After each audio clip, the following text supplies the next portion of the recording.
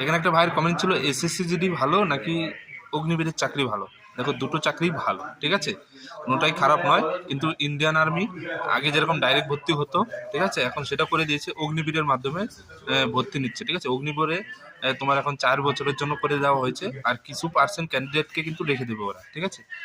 আর SSC GD SSC GD তোমার 60 বছরের চাকরি, ঠিক আছে। এসএসসি জিডি তুমি যখন ভর্তি হবে একদম 60 বছরে তোমার সার্ভিস করতে হবে, কিন্তু অগ্নিবীরে কিন্তু 4 বছরের জন্য করা হয়েছে, ঠিক আছে। এবার তুমি বুঝে নাও কোন চাকরিটা তোমার ভালো, ঠিক আছে। তুমি অগ্নিবীর থেকে যখন তুমি বাড়িতে আসবে তখন তুমি অন্য চাকরির জন্য কিন্তু ট্রাই করতে পারো, ঠিক আছে। আর এসএসসি যদি চাকরি পেয়ে গেলে তুমি কিন্তু একবার 60 বছর বয়স অব্দি চাকরি করতে পারো, ঠিক আছে। আর 20 বছর পরে তুমি যদি রিটায়ার চলে আসতে পারো।